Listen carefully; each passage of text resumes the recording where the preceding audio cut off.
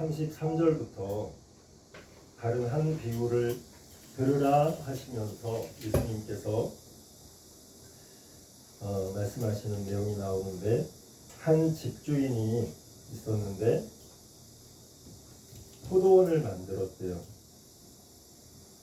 포도원을 가꿔서 포도나무를 심고, 그리고 이제 울타리로 그 포도원 울타리를 다 둘렀어요. 고라니가 와서 따먹지 않도록 다 막고, 그리고 거기에 즙자는 틀을 만들고, 포도를 나중에 이제 수확하면 이제 즙을 짜야 되잖아요, 그죠? 그럼 지금으로 말하면 가공 시설도 했다는 거죠. 그리고 망대를 짓고, 망대는 뭐 하는 거죠? 망대는 그냥 맞습니다. 말 그대로 망보는 됩니다. 망대를 짓고 그 위에 이제 올라가서 누가 이렇게 이거 포도 훔치러 오지 않나, 그런 거를 이제 살펴보기 위해서 망대도 짓고, 그러니까 한마디로 말해서 사업체를, 이제 포도를 통해서 할 수 있는 사업체를 다 이제 갖췄다는 거죠. 다 갖춘 다음에 이제 그 외국에 가야 되는 상황이었나 봐요. 아마 뭐 여러 사업이 바쁜 사람이었는지 다른 이제 농부들한테 이거를 이제 주고 맡긴 거예요. 포도원을 맡기고, 이 주인은 타국으로 갔다고 그렇게 합니다. 그러니까 당연히 이제 뭐 맡기고, 그 포도원을 다 맡기고, 이제 그걸 수확하면 거기서 이제 일부는 그 맡긴 농부들에게 주고, 나머지는 또 이제 주인이 거둬야 되니까, 34절에 보면 열매 거둘 때가 가까우면, 아마 지금쯤 됐을 것 같아요. 포도 이제 보통 8월에 많이 이렇게 거두더라고요. 열매 거둘 때가 가까우면 그 열매를 받으려고 이제 자기는 바빠서 외국에서 못 오고, 자기 종들을, 자기 이제 뭐 직원들을 보내가지고 농부들한테 이제 그 수확을 이제 거두려고 했는데, 35절에 보니까 농부들이 종들을 잡아 하나는 심히 때리고 하나는 죽이고 하나는 돌로 쳤거늘. 직원을 3명을 보낸 것 같아요. 근데 그 농부들이 이제 욕심이 난 것 같아요. 이제 주인은 외국에 있고, 이제 이 직원들이 왔는데, 이 사람들 우리가 모든 것을 주는 것보다 이 사람들을 죽이고 이걸 다 우리가 차지하는 게 낫겠다, 이런 생각이 어떻게 하다 보니까 이제 들었던 것 같습니다. 그래서 한 사람은 심히 때렸고, 하나는 죽이고, 하나는 또 돌로 쳤다고. 그래서 이제 뭐 이 화물차 산지 주인이 보냈는데 아무 소식이 없으니까 다시 또 다른 직원들을 더 많이 보냈대요. 근데 36절에 보니까 농부들이 그들에게도 또 그렇게 했대요. 그러니까 이제 주인이 이게 또 화물차 산데 이게 무슨 일이 있냐 하고, 이번에는 이제 자기가 제일 사랑하는 자기 아들을 보냈대요. 그러면 그들이 내 아들은 존대하리라 하면서 이제 그런 마음을 가지고 보냈는데, 38절에 보니까 농부들이 그 아들을 보고 서로 말하되, 이 사람이 여기에 포도원의 상속자니까 죽이고 그의 유산을 차지해버리자, 이런 생각을 합니다. 그래서 39절에 보면 이에 잡아 포도원 밖에 내쫓아 죽였느니라. 이런 일이 일어났다는 이야기를 예수님께서 지금 비유로 말씀하신 겁니다. 예수님께서 왜 이 비유를 하셨을까요? 그것이 이제 앞의 내용과 이렇게 연결이 되는데, 앞의 내용 23절에 보면 예수님께서 이제 예루살렘에 입성하셨잖아요. 그리고 이제 성전에 들어가서 한번 이제 성전이 완전히 이제 잘못된 길로 가고 있으니까 거기서 분노하시고 막 불러엎으시고 하는 일이 지난주 말씀에 12절, 13절 있었습니다. 그런 상황 가운데서 예수님이 성전에 다시 들어가서 가르치고 계시니까 그 성전에 지도자라 하는 사람들, 대제사장들과 또 장로들이 와가지고 예수님한테 이제 따지는 거죠. 너가 무슨 권위로? 너가 뭔데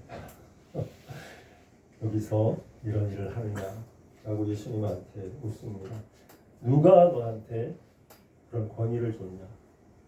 다시 말하면 너가 대제사장이냐? 너가 장로냐? 너가 여기에 무슨 권한이 있느냐? 이렇게 묻습니다. 예수님께서 나도 즉답을, 예수님은 약간 이렇게 즉답을 안 하시고 항상 이렇게 돌려가기라고 하나요? 그런 식으로 하십니다. 왜냐하면 이 대적하는 자들이 항상 던지는 그 말들이 뭔가 시험 올무로 잡으려고 하는 그런 목적으로 하기 때문에 즉답을 하지 않으시고 상대방이 이렇게 대응할 수 없는 그런 지혜를 가지고 하시는 그런 모습을 볼 수 있습니다. 그래서 예수님이 대답을 하시는 게 아니라 반문을 하십니다. 24절에 보면 나도 한 말을 너희에게 묻겠다. 너희가 이거에 대해서 대답을 하면 나도 무슨 권위로 이런 일을 하는지 대답해 주겠다 하면서 수수께끼 같은 말을 던지죠. 사실 수수께끼가 아니고 당연한 질문인데 이 대제사장이나 장로들에게는 참 대답하기 껄끄러운 그런 질문이 됩니다. 25절에 보면 예수님의 질문입니다. 요한의 세례가, 여기서 요한은 세례 요한이죠. 요한의 세례가 어디로부터 온 것이냐? 하늘로부터 온 것이냐? 사람으로부터 온 것이냐? 그 질문을 던지니까 대제사장과 장로들이 하늘로부터라고 대답하면 왜 너희들은 믿지 않았냐라고 할 것이고, 26절에 사람으로부터라고 대답을 하면 지금 사람들이 요한을 따르고 있으니까 백성이 두렵다 이렇게 하면서 결국은 예수님께 우리가 모르겠다 이렇게 대답을 합니다. 그러니까 예수님께서 나도 대답하지 않겠다 이렇게 얘기하십니다. 그러면서 예수님께서 이어서 한번 생각해봐라. 28절에서 두 아들 비유를 하시면서 맏아들이 있고 둘째 아들이 있는데 한 아들에게 너 저기 포도원에 가서 일 좀 해라 했는데 큰 아들이 예 알겠습니다 해놓고 안 한 아들이 있었대요. 여기서 큰 아들은 아마 대제사장과 서기관 같은 그런 사람들을 비유하는 것 같아요. 그리고 둘째 아들에게도 그 아버지가 포도원에 가서 일 좀 해라 했는데 둘째 아들은 싫어요. 원래 이렇게 막내들이 그런 말 잘하잖아요. 부모님한테 그냥 자기 편한 대로 저 하기 싫어요 이랬는데 근데 이제 나중에 마음을 바꿔가지 마, 그래도 부모님 말씀 들어야지 하고 가서 이제 포도원에서 일을 했다는 겁니다. 그러니까 31절에서 예수님께서 큰아들과 둘째 아들 중에 누가 아버지 뜻대로 했느냐 하니까 그 사람들이 둘째 아들이라고 그렇게 대답을 합니다. 그러면서 예수님께서 세리와 창녀에 대한 얘기를 합니다. 당시 사회에서 가장 손가락 받던 존재, 그러니까 식민지 상태였던 그 나라, 그러니까 지금 우리나라로 말하면 일제시대에 일본의 앞잡이가 되어서 일본의 세금을 우리나라 사람들한테 세금을 걷어다가 일본에다가 바치는 역할을 하는 그런 사람이 당시에 세리였던 겁니다. 그런 세리들 얼마나 손가락질 받았겠습니까? 그리고 창녀들 자기 몸을 팔아서 살아가는 그 세리와 창녀를 얘기하시면서 이 세리와 창녀가 너희 대제사장 장로들보다 먼저 하나님의 나라에 들어갈 것이다. 요한이 32절에 보면 세례 요한이 의의 도로 너희에게 왔는데 너희는 그를 믿지 아니하였는데 너희가 멸시하고 손가락질하는 그 세리와 창녀들은 믿었다. 근데 너희는 끝까지 완악해서 믿지 않았다고 이렇게 예수님께서 말씀하셨습니다. 이 말씀을 하신 후에 이런 상황 속에서 예수님께서 아까 그 포도원 비유를 하신 거예요. 포도원 주인이 포도원을 만들어서 맡기고 갔는데 그래서 자기 종들을 보냈는데 죽이고 때리고 돌로 치고 바로 너희가 이런 일을 하고 있는 게 아닌지 돌아보라고 이제 예수님께서 말씀하신 거죠. 마침내 아들까지 그 주인이 보냈다. 이 이야기는 비유라고 되어 있는데 결국은 예수님 자신에 대한 얘기입니다. 지금 예수님이 예루살렘에 올라가셔서 고난을 받고 십자가에 못 박혀 죽임을 당하고 제3일에 살아날 것이라고 말씀하시고 지금까지 예루살렘으로 걸어오셨던 이 모든 과정이 바로 이 비유 속에 그 의미가 다 함축되어 있는 것입니다. 바로 그 포도원을 만드신 분은 누구실까요? 하나님 아버지십니다. 하나님께서 이 천지 만물을 지으셨습니다. 이 세상을 창조하시고 이렇게 아름다운 꽃도 창조하셔서 갖가지 진짜 여기 있는 꽃만 봐도 아름답습니다. 정말 형제님 손길을 통해서 꾸며주셨는데 이것만 봐도 아름다운데 정말 갖가지 그 헤아릴 수 없는 식물과 동물과 미생물부터 시작해서 그 모든 것들이 조화를 이루어서 바람과 하늘과 별과 윤동주 시집 이름인가요? 하여튼 그 모든 지금 밖에 보시면 바람이 붑니다. 하늘거리고 그냥 보고 있으면은 너무 좋은 것 같아요. 하늘도 구름도 햇빛도 이 모든 것들을 하나님께서 포도원을 짓듯이 다 만드셔서 농부들에게 맡겨주셨습니다. 그 농부는 누굴까요? 우리들입니다. 우리에게 맡겨주시고 너희들이 이거를 알아서 해라. 내가 올 때까지 너희들이 내 뜻대로 그렇게 누리고 가꾸면서 살 것을 말씀하셨습니다. 그러면은 그냥 누리고 그 주인의 뜻대로, 하나님 아버지의 뜻대로, 또 하나님이 거두실 것은 하나님께 드리고, 그렇게 살아가면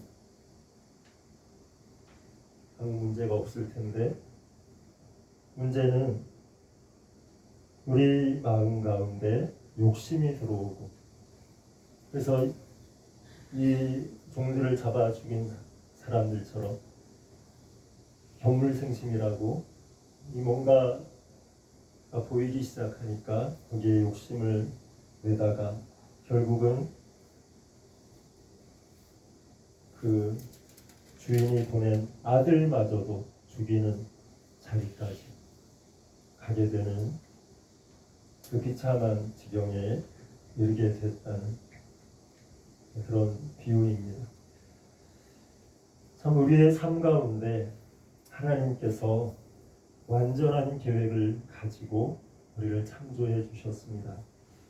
그리고 우리를 이 세상에 보내셨고, 이 세상 가운데서 하나님의 뜻을 알고, 하나님의 우리를 이 세상에 보내신 그 마음을 알고, 우리를 창조하신 것은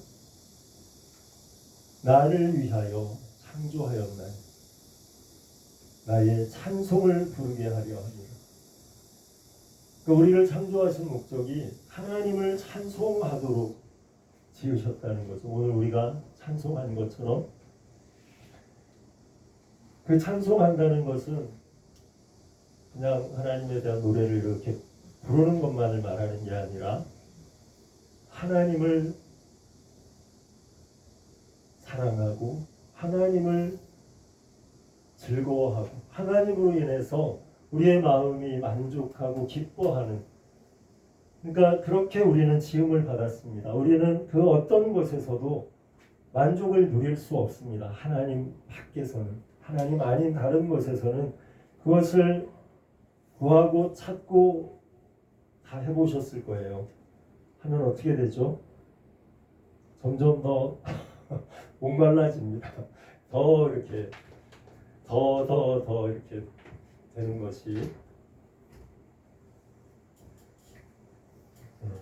정말 우리 마음이 안식하게 되고 만족하게 되고 쉼을 누리게 되는 것은 정말 하나님을 찾고 하나님을 만나고 하나님을 알고 그 하나님을 즐거워할 때, 하나님을 사모하는 마음으로 살아갈 때, 그것이 바로 우리의 생명이고 우리의 구원이 되고 우리의 말로 표현할 수 없는 그 모든 것이 되는 줄 믿습니다. 아멘. 그 삶이 우리에게 포도원처럼 주어져 있고 우리는 그렇게 하나님과의 관계 속에서 살아가면 되는 줄 믿습니다. 아멘. 하나님께서 우리를 얼마나 사랑하셨는지를 눈으로 보여주신 것이 바로 아들 예수님을 우리에게 보내주시고 십자가의 자리까지 가도록 그렇게 하시도록 그렇게까지 하시기까지 우리를 사랑하셨다는 그것이 바로 요한복음 3장 16절에서 하나님이 세상을 이처럼 사랑하사 할 때 이처럼입니다. 이처럼은 그냥 하늘만큼 땅만큼이 아닙니다. 아들을 죽기까지, 아들이 죽는 자리에 보내기까지. 여러분 아들 있어 보신 분은 다 아시죠? 그 아들 조금만 아파도 얼마나 가슴이 아립니까? 조금만 아들이 뭔가 근심이 있고 힘들어하는 때 얼마나 우리의 마음이 함께 어쩌면 그 아들이 겪는 것보다 더 큰 아픔을 겪는 것이 부모의 마음인데 하나님께서 그 일을 하실 정도로 우리를 사랑하셨고 그리고 그 예수님의 십자가라는 그 사건을 통해서 하나님의 완전한 계획, 하나님께서 태초부터 영원 전부터 계획하신 우리와 함께 영원히 살고자 하시는 그 완전한 계획을 다 이루셨음을 우리는 성경을 통해서 알게 됩니다.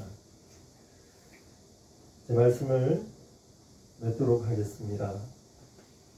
그 비유 이후에 보면 42절에 너희가 성경에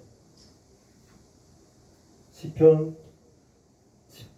118편 22절에 보면 건축자들이 버린 돌이 모퉁이의 머릿돌이 되었나니 이것은 주로 말미암아 된 것이요 우리의 눈에 기이하도다 함을 읽어본 일이 없느냐 하시면서 결론적으로 이렇게 말씀하십니다.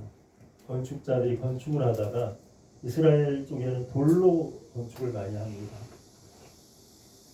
그래서 돌로 이렇게 짓다 보면 이게 잘 아구가 안 맞으면 버리잖아요. 이게 너무 커서 크고 좀 안 맞았나 봐요. 그래서 그 돌을 건축자들이 버렸어요. 그런데 나중에 이렇게 짓다 보니까 모퉁이에 큰 돌이 하나 필요한 거예요. 그러니까 오히려 그 버렸던 그 큰 돌이 더 요긴하게 쓰이는 순간이 왔다는 것이죠. 근데 이것은 주로 말미암아 된 것이라고 말씀합니다.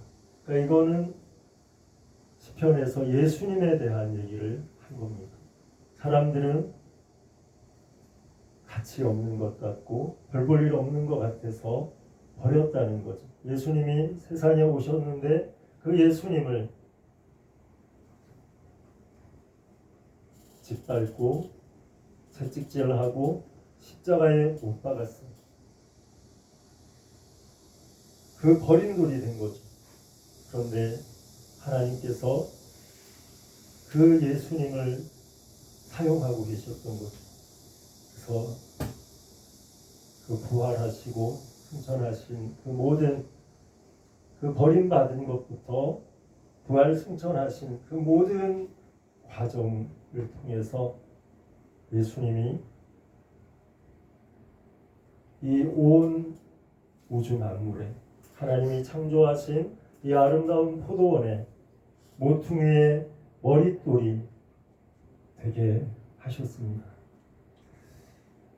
바로 예수님을 통해서 이 온 우주 만물이 구원을 받고 이 아름다운 포도원이 생명을 누리게 되는 것, 그것이 바로 우리 예수님으로 인해서 되어졌음을 시편에 미리 예언하셨다는 그 말씀을 예수님께서 인용하시면서 말씀하십니다. 그러면서 43절에서 그러므로 내가 너희에게 이르노니 지금 대제사장과 장로들 즉 하나님의 나라를 받아들이지 않았던 너희는 그 하나님의 나라를 빼앗기고 그 나라의 열매 맺는 백성이 세리와 창녀들일지라도 믿음으로 예수 그리스도를 영접하는 그 백성들이 받게 될 것이다. 이 돌 위에 떨어지는 자는 깨지겠고 이 돌은 예수님입니다. 이 돌이 사람 위에 떨어지면 그를 가루로 만들어 흩으리라. 최후의 심판의 이야기까지 말씀하고 계십니다. 우리의 삶, 우리의 삶의 이유와 목적은 오직 하나님과의 관계, 예수 그리스도와의 관계 속에 있는 줄 믿습니다.